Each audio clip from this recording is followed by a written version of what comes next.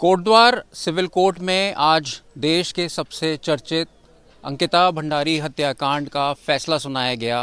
इस फैसले में तीनों अभियुक्त पुलकित आर्य, सौरभ भास्कर और अंकित गुप्ता को आजीवन कारावास के साथ साथ इसमें जो दंड है, आर्थिक दंड, वो भी उसका भी भुगतान करने का आदेश दिया है।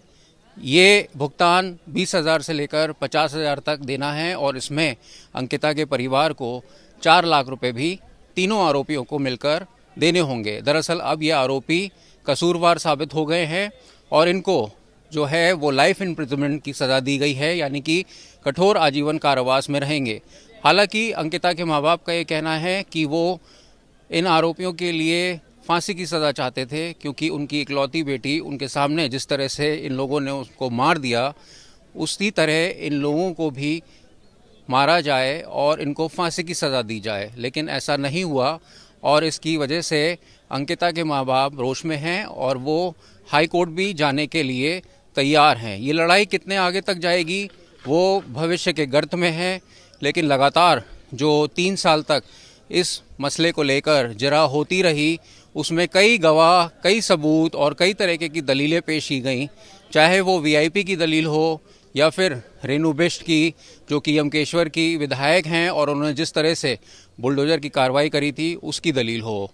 अभी तक वीआईपी को लेकर जो कोर्ट में दलील दी गई थी उसको खारिज किया गया है।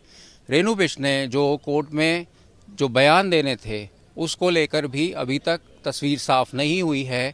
लेकिन जिस तरह से तीनों जो कसूरवार हैं, सज़ा याफ्ताब हैं, पुलकित आर्य, सौरभ भास्कर और अंकित गुप्ता, इन तीनों को कठोर कारावास की सज़ा काटनी होगी। अब हो सकता है कि ये तीनों भी आगे हायर कोर्ट्स में जाएं, लेकिन ये सब अब फैसला जैसे ही यहाँ से आया है कोटद्वार सिविल कोर्ट से, मेरे पीछे आप देख सकते हैं कि पूरा ये क्षेत्र पुलिस छावनी में तब्दील था और अब फैसला आने के बाद यहाँ सन्नाटा पसरा हुआ है। हालांकि पुलिस बल अभी भी यहाँ पे मौजूद हैं और उस तरफ देखा जाए जहाँ पर बैरिकेडिंग लगा हुआ है, ये पूरा क्षेत्र छावनी में तब्दील हो गया था। यहाँ पर किसी को भी आने की अनुमति नहीं थी। यहाँ पर जो पूरा सुनवाई हुई है उसके बाद जजमेंट दिया गया है। हमने अंकिता के वकील से भी बात की, उनका कहना था कि जो पुलकित ने सबसे पहले अंकिता की गुमशुदगी की जो कंप्लेंट की थी पटवारी के पास, वो भी एक सबूत के तौर पे पेश की गई। इसके साथ ही जो मोटिव था वो भी सामने आया कि मोटिव की वजह से अंकिता को मारा गया। बताया जाता है कि अंकिता जो बार बार पुलकित को मना कर रही थी और पुलकित के जो राज वो जानती थी, कहीं वो सबको जाके ना बता दे, इसकी वजह से पुलकित ने ये पूरा स्वांग रचा और अंकिता को मौत के घाट उतारा। पूरा जो न्याय का जो पूरा आदेश का ब्यौरा है वो अभी सामने आना है और उसमें पुलकित आर्य, अंकित गुप्ता और सौरभ भास्कर की हकीकत सामने आएगी। कोटद्वार से विकास वर्मा के साथ अंकित शर्मा, आज तक।